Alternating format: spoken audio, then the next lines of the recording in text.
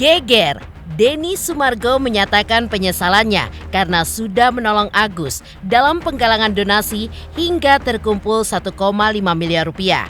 Hal ini terjadi pasca ia dituding oleh pihak Agus telah menyuap Agus sebesar 300 juta rupiah. Rencana Denny Sumargo tersebut akhirnya sampai di telinga Farhad Abbas dan ia pun menilai aksi yang dilakukan Densu punya niat jahat. Hingga Farhad pun berencana untuk kembali membuat laporan polisi atas Denny Sumargo. Lantas seperti apa reaksi Denny Sumargo atas rencana Farhad Abbas? Seperti apa tanggapan Farhad Abbas atas undangan Menteri Sosial Republik Indonesia untuk bertemu dengan Agus di hari Rabu tanggal 4 Desember 2024? Benarkah Denny Sumargo menyerahkan solusi akhir dari kisru donasi di bawah kekuasaan Kementerian Sosial? Pemirsa, bersama Intens Investigasi, kami hadirkan kabar terkini, terpercaya, dan teraktual. Tetapi sebelumnya, jangan lupa untuk like, subscribe, dan juga share channel YouTube ini.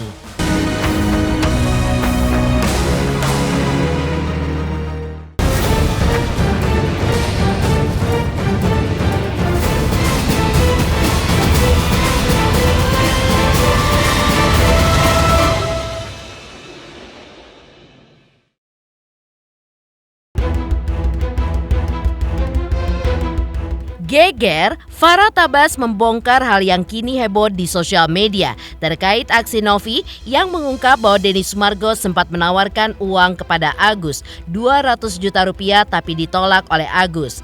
Hingga akhirnya Agus pun ditawarkan 300 juta rupiah namun tetap ditolak. Alasan Agus menolak uang tersebut karena terbilang kurang untuk pengobatannya serta biaya untuk ia dan keluarganya pulang ke kampung halaman. Saat diwawancarai oleh tim Intens Investigasi, Denny Sumargo membenarkan kabar tersebut, di mana ia sempat menawarkan Agus uang dari kantong pribadinya senilai 300 juta rupiah. Namun dengan syarat, Agus pun harus mencabut laporan polisi atas Novi dan dirinya, di mana Denny Sumargo menilai kisru donasi ini seharusnya tidak perlu melibatkan laporan polisi. Apalagi jika gugatan perdata dari donatur ke pengadilan negeri diproses, maka menurut Denny Sumargo, Agus pun tidak akan dapat apa-apa dari donasi. Denny Sumargo juga mengungkap sebelum ia menawarkan uang 300 juta rupiah kepada Agus, ia pun sudah berkomunikasi dengan Novi. Bahkan kemarin Densu mengirim surat, menelpon jangan beritahu pengacara ya katanya. Nah, jadi hal-hal yang kampungan ini telah dilakukan seorang yang lagi bermasalah hukum dengan saya. Berani-beraninya dia menawarkan kepada Agus untuk mencabut laporan 300 juta. Nah, dan untuk apa itu? Untuk apa? Iya, soalnya waktu itu gue bilang nggak usah kasih tahu Bang Farhad. Soalnya kalau ada dikasih tahu Bang Farhad ribet lagi. Bener kan ribet lagi kan? Farhad sama pihak Agus menganggap gue mengintervensi masalah ini. Oh iya. Ya maaf ya. Bahkan kalau bisa donatur menggugat itu mungkin saya terjadi. Dan ternyata gugatan itu sudah masuk per kemarin oleh kuasa hukum donatur yang dipimpin lah oleh Pablo Benua. Kenapa saya bisa tahu? Karena saya juga ikut digugat. Jadi yang digugat nih banyak. Ketawa lo. Digugat. Tapi gue digugat perdata, bukan pidana. Jadi gue digugat, yayasan digugat, Agus digugat, nggak tahu siapa lagi digugat, karena semua orang yang menginisiasi dan penyelenggara daripada donasi ini akan digugat untuk dibawa uang itu diuji di pengadilan. Dilihat akhirnya dari polling yang sudah dibuat oleh donatur. Ada kan polling itu. Makanya buat yang belum isi polling, cek di YouTube saya, ada di link deskripsi. Kalian bisa lihat suaraku itu, kalian bisa masukkan buat donatur ya. Karena uang kalian itu ditentukan di situ. Ada yang buat Agus, ada yang buat dikasih orang lain yang lebih membutuhkan, dan ada yang buat dikembalikan kepada donatur. Jadi kalian boleh memilih. Karena sudah adanya konflik ini, pastinya ada beberapa donatur kan yang beda-beda pendapat. Ada yang pengen kasih ke Agus, ada yang pengen dikasih ke orang lain. Nah disitulah nanti diuji di pengadilan perdata itu. Farhad Abbas mengaku bahwa ia mendapat bocoran terkait kabar Denny Sumargo yang menawarkan uang kepada Agus dari postingan siaran live Novi dengan Bunda Korla di sosial media.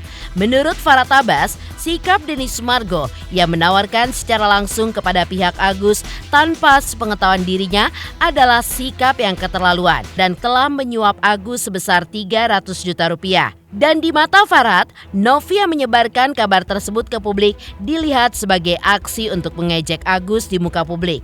Dan sikap tersebut dinilai oleh Farhat sebagai sikap yang jahat dari pihak Novi. Karena itu, menurut Farhat Abbas, tawaran dari Denny Sumargo bisa dikategorikan sebagai tindakan pidana. Dan ia pun juga berencana akan membuat laporan polisi lagi atas Denny Sumargo. Mendengar ancaman laporan polisi dari Farhat Abbas, Denny Sumargo mengaku pasrah. Kemarin aku dapat informasi dari Bang Denny Sumargo dan juga keluarga terkait dia udah ditawarin uang untuk pengobatan operasi, dikasih 200 juta. Dia bilang uangnya nggak cukup, dia mau ke Singapura, dikasih 300 juta, dia masih nggak mau. Siapanya si Agusnya masih nggak mau? Padahal itu uang pribadi dari Bang Denny Sumargo, bukan dari uang donasi. Jadi dikasih duit sama Denny 300, itu udah mentok 300 juta, dia minta 300 juta, itu juga dia nggak mau? Dia nggak mau. Maunya berapa? 10 miliar? Kata dia itu nggak cukup untuk biaya dia nanti dia pulang ke Aceh untuk pengobatan di Singapura. Dia mau ke Singapura, nggak mau kayak di Indonesia. Ih, sombongnya, sombong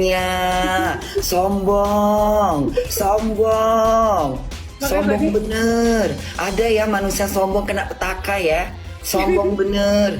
Ya Allah, sombongnya nggak mau ke, jadi dia nggak mau ke ini, nggak mau ke Malaysia, nggak mau ke Indonesia, maunya ke Singapura. Dia mau ke Singapura, Bunda. Mau apa dia? Dia mau berfoto di patung singa.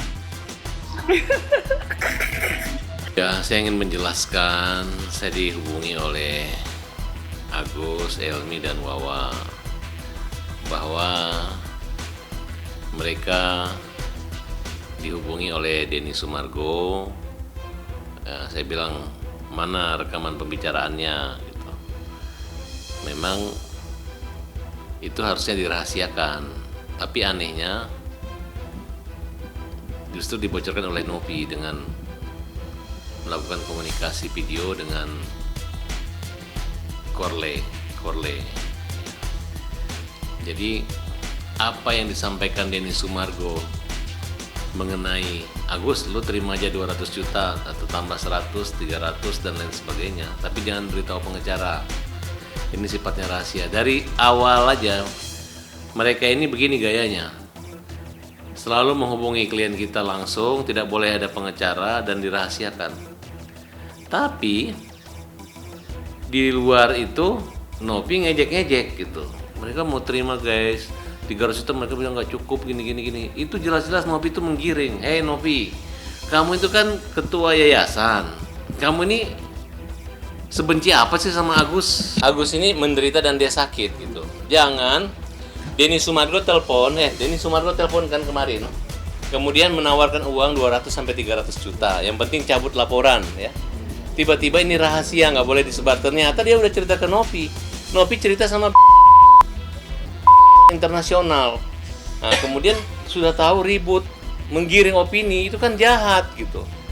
Sebenci apa sih dia sama Agus? Nah, jadi tetap kita persoalkan adalah kenapa Denny Sumargo berani menelpon klien kami. Dan tolong, kalau Denny punya pengacara, ingatin klien kalian ya, ingatin. Jangan coba-coba mau menyuap, membayar klien kita 300 juta tanpa sepengetahuan kita. Membujuk untuk mencabut perkara pidana. Kita lihat, kita pelajari. Kalau memang ini ada indikasi bujuk rayu, itu suap, kita akan laporkan ke korupsi gitu. Ya kalau memang benar, karena sudah ada saksinya dan ada semuanya gitu. Ya. Kita untuk cabut laporan ini itu. Novi nih udah bilang, nggak usah bilang siapa-siapa. Jadi aku sempat ngomong ke Novi, ke Pablo. Bro, kalian kan ada dalam pusaran ini, boleh nggak gue izin ngubungin mereka untuk menyelesaikan masalah ini secara kekeluargaan lagi deh. Soalnya kan kalau gugatan lu udah masuk, kasihan dong dia nggak dapat kesempatan. Ini butuh uang buat pengobatan cepet. Ya udah bro, soalnya ini udah terlalu panjang. Kita juga kasihan sama Agusnya. Cuma mau gimana? Bahkan Pak Blut sama Novi itu mau pakai uang sendiri bantu. Karena uangnya kan ketahan nih posisinya. Jadi Karena tujuan awalnya itu pengobatan. Pengobatannya dulu. Cuman katanya Agus mau di Singapura. Iya, gue nggak tahu apakah dia cuma mau check up di Singapura atau nanti sekalian operasi di sana atau gimana, nggak tahu. Tapi gue ngerti kok poinnya Agus. Dia tuh matanya dia nggak mau hilang cahayanya. Sampai di titik itu gue ngerti. Itu benar. Kalau bisa ada tindakan supaya mencegah jangan sampai akhirnya tertutup semua, itu harus dilakukan. Gue setuju kok di situ. Farah Tabas juga menegaskan, jika Denny Sumargo ingin membantu Agus, mengapa ia tidak langsung mentransfer uang tersebut ke rekening Agus tanpa ada embel-embel di belakangnya. Sementara, menurut Denny Sumargo, sah-sah saja jika ia menambahkan syarat seperti itu, karena itu adalah uang pribadinya. Akan tetapi, ketika Denny Sumargo mendengar tanggapan Farah Tabas yang melihat tawaran tersebut adalah sebuah niat jahat, Densu pun menyesal sudah memberikan penawaran tersebut kepada Agus dan ia pun memutuskan untuk tidak mau lagi membantu Agus. Bukan yang menolaknya karena tidak boleh diberitahu pengacara Farah Tabas. Harus cabut laporan. Gitu. Jadi bukan menolak. Nah, sekarang ketahuan nama saya. Harusnya minta maaf ya Bang Farhat, sorry kita ini. Ini enggak kan? Malah Agus menolak. Jadi kesannya Agus ini sombong menolak 300 juta. Ya. Udah Den, untuk perkara ini kita akan laporkan Denny. Bujuk rayu apa kita cari pasal yang bisa bikin lapor. Kita laporin lu. Kan lu doyan dilaporin nih, pengacara lu laporin. Kita laporin diam-diam juga ya. Ya oke. Kalau yang 300 juta itu, ini jangan bilang-bilang Farhat ya. Uangnya Agus kan 1,3 miliar dia. Dari uang itu, katanya uang itu mau dikasih ke Dinsos. Dibuatlah pura-pura seolah-olah si Denny mau nyumbang pribadi. Tapi lu harus cabut laporan. Kalau enggak, dia nggak mau lagi atas nama Tuhan mengurusnya. Terus beda dong. Beda. Karena pertama Denny nggak sopan. Udah tahu lawyernya, dia mau nyuruh kita. Ini Denny ini pikir ini orang bungul-bungul, bodok-bodok. Padahal tidak, bahkan direkam omongan Denny itu. Denny bilang jangan direkam ya. Malah dia yang pergi sampaikan ke Novi. Novi wawancara dengan si bawel dari Belanda. Nah, sama orang yang kita anggap nggak normal, ngomong ngoceh. Bola ini. Jadi Novi menggiring. Ya astagfirullahaladzim. Novi kau jahat sekali. Kau menggiring orang seperti itu. Padahal dari data rekamannya, apa yang disampaikan Novi itu dengan Denny itu berbeda. Justru Denny, masa uang orang 1,3 mau cuma ditawar 300 uang pribadi? Boleh juga sih. 1,3 dibalikin dari Denny bisa 300, tidak akan nolak kita. Tapi kan lain ceritanya, harus mencabut laporan. Terus habis mencabut laporan, Agus terima uang, selesai semua. Terus gue diejek-ejek sebagai pengacara blow on, kehilangan klien. Gara-gara klien tanpa koordinasi dengan kita, ya tidak seperti itu. Agus tahulah serius apa saya membela dia. Kalau dilihat dari sisi negatifnya, kita pasti akan menyesal. Tapi saya selalu melihat dari sisi positif bahwa memang niat awal saya, Novi, dan mungkin orang-orang lain yang ingin membantu itu memang mau membantu. Novi itu kasihan, dia bawa Agus ini, dia tuh sebenarnya pengen Agus itu dapat keadilan. Makanya dia bawa ke podcast saya. Nah di podcast saya inisiasi, karena saya kasihan kalau ada yang pengen kasih donasi. Nah itu sebenarnya bukan dari Novi. Novi tuh nggak pernah ngomong, Bang tolong cariin donasi, nggak pernah loh. Selain itu, Denny Sumargo juga menyampaikan rasa terima kasihnya kepada Menteri Sosial yang sudah menyambut ia dan Novi beberapa waktu lalu. Denny Sumargo melihat niat baik Menteri Sosial beserta jajarannya yang mau turun tangan untuk menyelesaikan kisru donasi untuk Agus. Tapi di sisi lain, Farah Tabas justru mengaku kecewa dengan sikap Menteri Sosial yang mau menerima Denny Sumargo dan juga Novi. Karena itu, Farah Tabas pun meminta kepada Kementerian Sosial untuk memberikan pelajaran kepada Novi dan juga Denny Sumargo karena mereka adalah pelaku di balik kisru donasi untuk Agus Salim. Bahkan, Farah Tabas pun mengungkapkan agar Menteri Sosial menyita uang donasi tersebut dan setelah uang itu disita, nantinya tinggal diperjuangkan oleh pihak Agus. Iya, jadi kemarin itu setelah deadlock mediasi kedua, akhirnya Novi menelpon saya mencari solusi yang terbaik. Kemudian saya bilang coba nanti saya bantu, kita coba lihat potensi yang bisa kita cari untuk menyelesaikan kasus masalah donasi ini. Jadi akhirnya saya ingat Kemensos pernah mengajak saya untuk ketemu beberapa minggu lalu dan saya mengirimkan surat lampiran untuk meminta waktu dari segenap jajaran Kemensos, dari Pak Dirjen, Bu Sekjen sampai ke Pak Menteri untuk supaya mendapat kebijakan atau pemikiran dari mereka, karena yayasan itu kan di bawah Kemensos ya. Kira-kira apa yang terbaik solusi dari permasalahan kasus donasi ini supaya tidak ada yang dirugikan, itu kan poinnya. Jadi akhirnya kita merapat ke sana karena kita diberikan waktu. Terima kasih banyak untuk Dirjen Pak Lode Taufik, kemudian untuk Sekjen sama untuk Pak Menteri, Gus Menteri. Karena akhirnya setelah ngobrol lama, mereka akhirnya memberikan statement bahwa mereka akan coba untuk menghubungi pihak Agus. Bagus, itu sesuai dengan komitmen dari Kemensos. Gus Menteri kemarin kan udah ngomong kan, jadi semoga ini bisa diselesaikan dan Agus bisa mendapatkan kebijakan yang bagus dari Kemensos supaya polemik ini bisa segera cepat selesai. Karena kasihan juga kan, ada pasti pihak-pihak yang dirugikan, terutama Agus sih yang nanti paling dirugikan gitu. Semoga lancar. Karena yang paling penting kan memang pengobatannya Agus. Sorry juga buat Agus kalau keadaannya sampai kayak begini, karena ada polemik dan saya ada juga di dalam. Tapi saya doakan lancar. Walau bagaimanapun banyak yang menghujat, kita juga tetap harus melihat bahwa dia manusia yang juga butuh pengobatan. Itu yang kita tidak boleh lupakan gitu. Walaupun ada beberapa hal yang kita mungkin kecewa atau nggak suka gitu, tapi kita nggak boleh lupa kalau dia butuh pengobatan sebagai manusia. Pak Mensos kasih pelajaran aja itu Novi, dia nggak ada izinnya. Densu kasih pelajaran, nggak ada izinnya. Justru karena Bapak terima dia, kita ditakut-takutin sama dia Pak, gitu. Ya Pak, Bapak sita aja itu uangnya Pak, silahkan. Nanti untuk pemilikan uang itu nanti kita fight Pak, kita secara perdata, kita uji. Kita uji apakah itu uang ilegal ataukah itu uang, kita lihat nanti ya, karena prosesnya bagi saya tidak ilegal. Yang ilegal tuh kalau dana itu dikelola oleh yayasan. Nah justru uang itu diserahkan bagi dia sukarela, bagi kita itu ada ancaman dan penggelapan. Sudah kita somasi, balikin uang Agus ya, nanti urusan antara Agus dengan donatur. Kalau urusan kamu nanti dengan donatur, kamu urusan kamu dengan Menteri Sosial, Agus dan donatur. Kalau Agus dianggap menipu ya urusan dia yang menggugat. Lagian sekarang kan kita sudah menyiapkan dana untuk mengembalikan walaupun dana itu dikuasai oleh. Jadi terlalu mengada-ada kalau donatur ini hanya minta uangnya kembali tapi menggugat Agus. Bukannya mengobati, mau bikin mati Agus namanya itu. Jadi saya ingatkan lagi kepada donatur, katanya ada 180 juta minta kembali. Kalian sadar nggak, uang sudah kita siapkan untuk diganti, jangan lu main gugat-gugat. Ya. Apa legal standing ini orang-orang ini, di mana lokusnya, di mana tempusnya, pidananya, silakan lapor. Bukan secara kolektif lapor semua di Jakarta. Kasih aja ke Kemensos kalau memang lu berani gitu. Ya.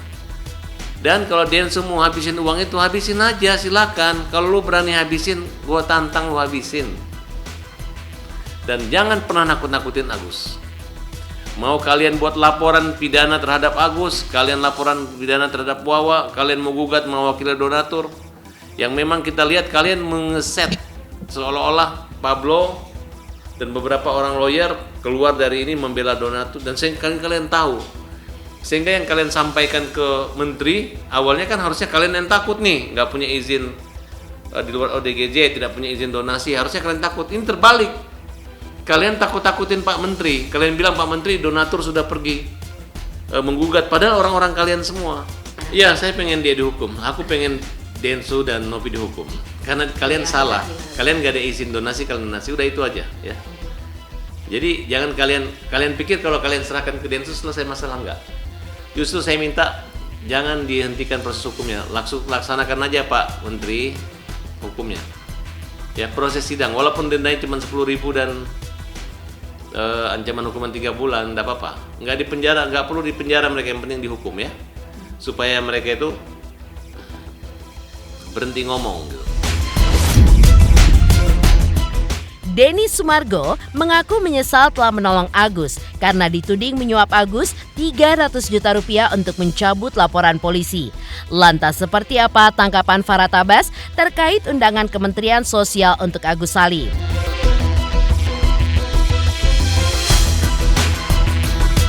Selamat untuk intens investigasi karena sudah mencapai 3 juta subscribers di YouTube.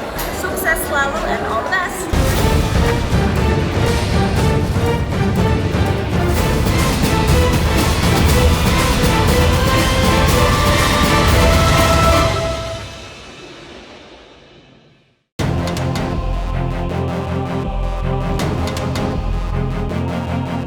Setelah Denny Sumargo dan Novi memenuhi undangan Menteri Sosial Saifullah Yusuf untuk membahas kasus donasi 1,5 miliar rupiah. Di lain sisi, Farah Tabas pun mengungkap bahwa kini giliran Agus yang diundang ke kantor Kementerian Sosial RI pada Rabu 4 Desember 2024. Farhat mengaku jika undangan tersebut merupakan bagian dari asas keadilan dan sudah seharusnya jika Agus pun diundang ke Kemensos karena dirinya adalah korban yang menerima donasi. Selain itu, langkah diundangnya Agus adalah untuk menghargainya sebagai pemilik uang donasi 1,3 miliar rupiah. Karena uang tersebut awalnya sudah masuk ke rekening Agus, yang berarti uang tersebut adalah miliknya dan bukan lagi uang donatur. Namun, jika Dinas Sosial ingin mengambil uang tersebut, maka Farah Tabas pun juga akan menempuh langkah hukum dengan melaporkan dan juga menggugat Dinas Sosial. Poinnya adalah Agus hari ini mau diundang ke Menteri Gus hari Rabu. Jadi Agus ketemu hari Rabu sempat Menteri ya jam 10. Jadi jangan lagi bilang memang Pak Menteri itu harus ketemu sama Agus. Bukan ketemu sama orang yang open donasi. Open donasi itu nggak penting. Mereka adalah yang berurusan dengan hukum karena open donasinya nggak ada izin. Tapi kalau Agus ini bukan open donasi, tapi dia sedekah. Dia adalah charity. Nah, sumbangannya pun sifatnya langsung gitu. Jangan karena apakah Agus dengan Novi ada kontrak perjanjian? Elmi, enggak ada kan? Jadi mereka menghargai Agus itu pemilik uang 1,3 miliar. Jadi uang itu ketika masih di tangan donatur itu dananya di donatur. Tapi di dalam rekeningnya Agus itu adalah dana Agus. Siapa yang mengambil itu pencuri. Termasuk Dinas Sosial berani mengambil atau menyita uang itu, kita laporin, kita gugat, ya. Nah, kemudian mereka ini adalah orang yang mempersulit. Bahkan kalau Agus mati atau Agus depresi sehingga kehilangan nyawa, ini adalah penyebabnya adalah orang yang menahan uang itu. Orang yang menahan uang itu yang membujuk bahwa nanti bisa dipakai, bisa digunakan segala macam, itu ternyata sudah kita laporkan pasal penipuan juga di Polda Metro Jaya. Ambil. Itu hanya hoax ya. Kementerian Sosial nggak bisa mengambil dana itu. Mau mereka store juga nggak akan berani, kecuali bentuknya hibah. Itu pun hibahnya harus dari Agus. Nggak ada aturan undang-undang seperti itu. Dan mereka telah diberi teguran. Ya, walaupun ancaman hukumannya cuma 3 bulan kurungan dan denda 10.000 itu kecil. Tapi menyangkut etika moral. Bahwa lo ngaku-ngaku konten kreator, lo ngaku-ngaku yayasan, padahal yayasan itu yayasan orang gila. ODGJ. Bukan yayasan orang buta. Nah, terus lu menghipnotis seluruh masyarakat seolah-olah tuh orang yang lu hebat, ini nggak hebat. Enggak. Ini kalau ada kecelakaan di jalan, lu nggak perlu tanya biaya segala macam, angkut bantu orang. Ini lu telantarin orang. Hanya bermain di surat, Agus ini uang berapa? 2 kali pertemuan kena prank. Udah dibuat damai pengecaranya, buyar, kabur. Uangnya nggak ada. Mau nunggu apa? Mau nunggu Agus mati baru uang dikembaliin. Farhad Abbas mengimbau agar Denny Sumargo tidak perlu lagi mengurus Agus karena sudah bersumpah. Karena menurut Farhad, dari awal Denny Sumargo pun tidak ingin terlibat dalam mengurus kisru donasi pengobatan Agus Salim pasca ia berhasil menggalang donasi melalui podcastnya. Ya, Farhad pun juga menilai jika Denny Sumargo diduga ikut menghina dirinya selaku kuasa hukum Agus sehingga timbul konflik di antara keduanya. Padahal di lain sisi, Farhad Abbas pun sedang berjuang agar Agus bisa mendapatkan haknya atas uang donasi 1,5 miliar rupiah. Dan Denny, kamu kalau nggak mau urus lagi Agus nggak apa-apa. Kamu kan sudah bersumpah. Demi nama Tuhan kamu, kalau Agus tidak mengikuti, kamu nggak akan urus. Nggak usah diurus. Dari awal juga kamu nggak urus. Nah, jadi, urus saja perasaan istrimu. Yang gara-gara mulutmu mengatakan saya kemudian kita ngomong hajar, istrimu merasa tertekan, kau laporin saya ke polisi. Saya yakin polisi Polda Metro Jaya nggak akan asal-asalan mau merekayasa mempercepat perkara ini. Duluan saya melaporkannya, nggak mungkin lebih duluan dia diperiksa daripada saya. Nah, nanti saya akan laporkan juga kalau memang mereka mau mengkriminalisasi dengan cara-cara seperti itu. Masyarakat tahu kok yang saya perjuangkan. Dan kelihatan, kalian kan punya catatan bahwa Denny Sumargo ngomong apa?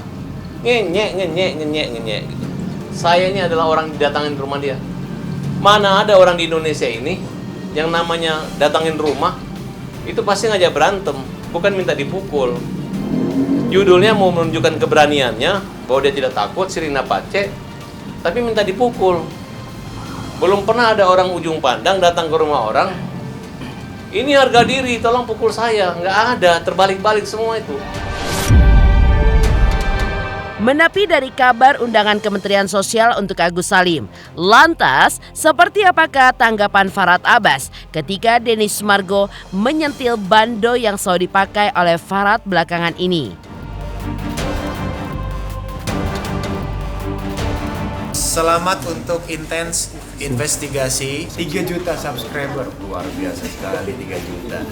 Ya pokoknya semakin sukses lah dan bisa menghadirkan sesuatu yang memang baik untuk diperlihatkan.